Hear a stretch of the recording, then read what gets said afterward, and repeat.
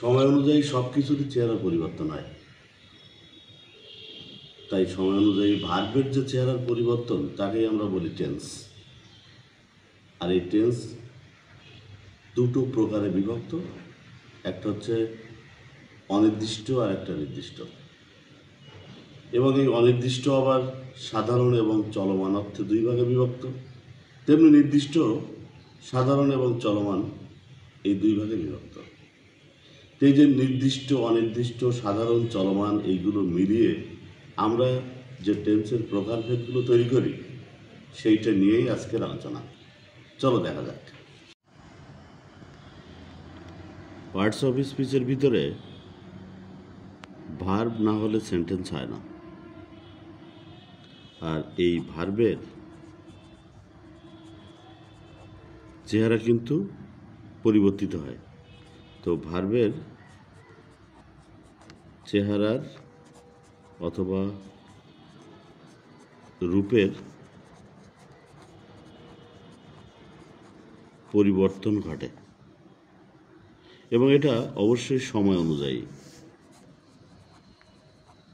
সময়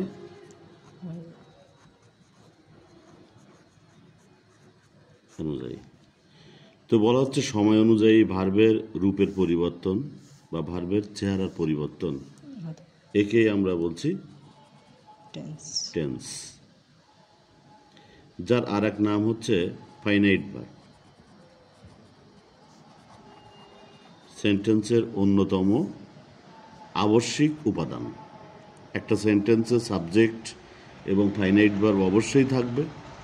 তো finite verb বলতে আমরা যেটা বুঝি সেটা অ্যাকচুয়ালি টেন্স, আর এই টেন্সই হলো ভার্বের চেহারার পরিবর্তন।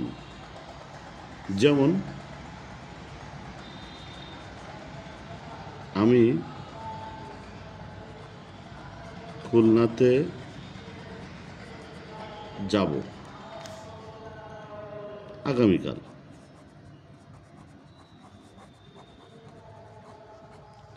আবার বলছি আমি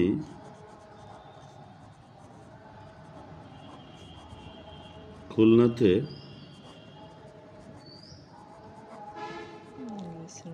গিয়েছিলাম গতকাল। তো আগামীকাল থাকার কারণে ছিল যাব, আর গতকাল এই কারণে গিয়েছিলাম। এই দুটোই কিন্তু যাওয়া ভার্ব বা ক্রিয়া তার রূপের পরিবর্তন হয়েছে সময়ের কারণে। তো এই টেন্স আমরা জানি তিন প্রকার: প্রেজেন্ট টেন্স, পাস্ট টেন্স এবং ফিউচার টেন্স। এটা তো জানি। তো যদি প্রেজেন্টের, পাস্টের এবং ফিউচারের প্রত্যেকটা টেন্স আবার কিন্তু চার ভাগে বিভক্ত। এইটাকে আমরা একটু যদি অন্যভাবে দেখি, একটা হচ্ছে সাধারণ কাজ, আর একটা চলমান কাজ। সাধারণ কাজটা দুই রকম হতে পারে, একটা হচ্ছে অনির্দিষ্ট, আর একটা হচ্ছে নির্দিষ্ট। ঠিক তেমনি চলমান কাজটিও কিন্তু দুই রকম হতে পারে, একটা হচ্ছে অনির্দিষ্ট, আর একটা নির্দিষ্ট। তো সাধারণ যে টেন্স বলা হচ্ছে প্রেজেন্ট, এখন সাধারণ ইংরেজি কিন্তু হচ্ছে সিম্পল, আর অনির্দিষ্ট ইংরেজি হচ্ছে ইনডেফিনাইট। তো প্রেজেন্ট ইনডেফিনাইট টেন্স যেটা আমরা বলি ওটাকে ইংরেজরা কিন্তু বলে প্রেজেন্ট সিম্পল টেন্স। ঠিক আছে? আবার এই অনির্দিষ্ট চলমান যেটা আছে, তো চলমান ইংরেজি কি? কন্টিনিউয়াস, এবং এটাও অনির্দিষ্ট ইনডেফিনাইট টেন্স। এখন কিভাবে দেখো যে এখানে সাধারণ কাজটা অনির্দিষ্ট, চলমান কাজটি অনির্দিষ্ট। যেমন আমরা খেলা করি, এটা বর্তমানে কিন্তু একটা সাধারণ কাজ বোঝাচ্ছে। তো উই প্লে, এটা কোন টেন্স ব্যবহার হচ্ছে? প্রেজেন্ট সিম্পল টেন্স অথবা প্রেজেন্ট ইনডেফিনাইট টেন্স। আমরা আমাদের বাংলাদেশে এটাকে বলছি ইনডেফিনাইট টেন্স, কিন্তু ইংরেজরা এটাকে সিম্পল টেন্স বলে থাকে। এটা কিন্তু অনির্দিষ্ট, আমরা খেলা করি। কিন্তু যদি বলি যে আমরা খেলা করিতেছি, তাহলে কি হবে? বর্তমানে কাজটি কিন্তু চলমান কাজ, এবং খেলাটা করিতেছি কখন থেকে করছি সেটা কিন্তু নির্দিষ্টভাবে বলা নেই।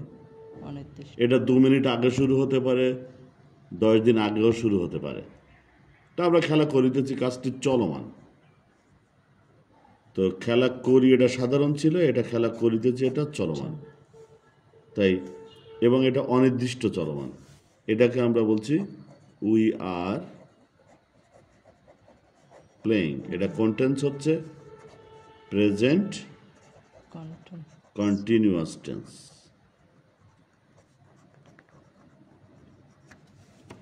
তো আমরা এই যে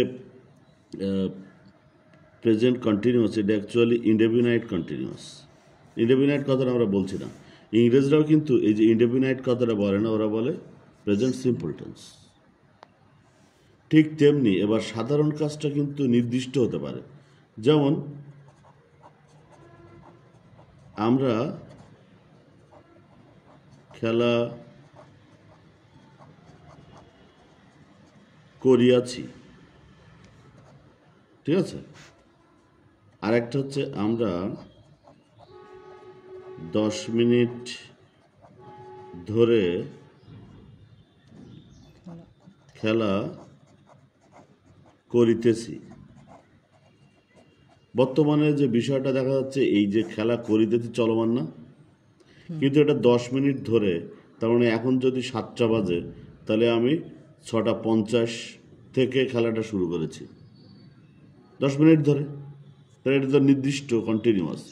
এই যে নির্দিষ্ট কন্টিনিউয়াসের নাম হচ্ছে পারফেক্ট কন্টিনিউয়াস। এটাকে আমরা ইংলিশে বলার সময় কি বলছি? যে we have been playing for 10 minutes. এটা কন্টেন্স হলো প্রেজেন্ট পারফেক্ট কন্টিনিউয়াস টেন্স। আচ্ছা, আরেকটা হচ্ছে আমরা খেলা করিয়াছি। এটা কিন্তু সাধারণ কাজ, বর্তমানে সাধারণ কাজ, এবং এটা একটু সংজ্ঞায় বলা হচ্ছে যে কাজটি অতীতে শেষ হয়েছে কিন্তু ফলাফল বিদ্যমান। এখন মনে করো যে আমার গায়েটায় ঘাম ভর্তি, কাপড় চোপড়ে ধুলোবালি মাখানো, তার মানে কি আমরা খেলা অতীতকালে করেছিলাম, কিন্তু ফলাফল হিসেবে এখনও সে প্রমাণ আছে। এরকম বোঝাতে আমরা প্রেজেন্ট পারফেক্ট টেন্স ব্যবহার করছি, এবং এটা কিন্তু চলমান নয়, এটা সাধারণ কাজ। তাই এটাকে আমরা এই নির্দিষ্ট ইংরেজি কিন্তু পারফেক্ট। তো পারফেক্ট সিম্পল, পারফেক্ট এবং সিম্পল, কিন্তু আমরা এটাকে পারফেক্ট বলে থাকি। তাহলে কি হবে? We have played. এই হচ্ছে প্রেজেন্টের 4টা টেন্স। আমরা এইভাবে নিতে পারি। এটাকে যদি আর একভাবে নেই, ধরো প্রেজেন্ট টেন্সকে আমি 2টো অংশে ভাগ করলাম। আগে তো ভাগ করেছিলাম সাধারণ আর চলমান হিসেবে, এবার ভাগ করব অনির্দিষ্ট একটি আর একটা নির্দিষ্ট। অনির্দিষ্টটা আবার 2 ভাগে বিভক্ত করি, একটা সাধারণ আর একটা চলমান। এই যে অনির্দিষ্ট সাধারণ কাজকে আমরা প্রেজেন্টের সিম্পল ইনডেফিনাইট বলছি, আর চলমান যেটা সেটাকে আমরা কন্টিনিউয়াস ইনডেফিনাইট বলছি। ঠিক তেমনি নির্দিষ্ট কাজটাকে যখন আমরা সাধারণ হিসেবে পাচ্ছি, এর নাম দিচ্ছি কি? Present perfect tense. নির্দিষ্ট যেটা চলমান সেটাকে আমরা বলছি পারফেক্ট কন্টিনিউয়াস টেন্স। তাহলে প্রেজেন্টের যে চারটে টেন্স আমরা প্রেজেন্ট ইনডেফিনাইট যেটা বলি, অ্যাকচুয়ালি ওটার নাম present simple tense, present continuous tense. এই দুটো কিন্তু সাধারণ এবং চলমান, এবং এরা কিন্তু অনির্দিষ্ট। আর নির্দিষ্ট অর্থে প্রেজেন্ট পারফেক্ট যদি সাধারণ হয় নির্দিষ্ট কাজ, আর চলমান হলে পারফেক্ট কন্টিনিউয়াস টেন্স। এই হচ্ছে আমাদের প্রেজেন্টের যে চারটা রূপ, যেটাকে আমরা ইনডেফিনাইট, কন্টিনিউয়াস, পারফেক্ট এবং পারফেক্ট কন্টিনিউয়াস বলি। ইংরেজরা বলে ইনডেফিনাইটের জায়গায় সিম্পল। তো এর পরের ক্লাসে আমরা জানবো যে পাস্টের চারটে টেন্স কিভাবে কি হয়। Thank you everybody.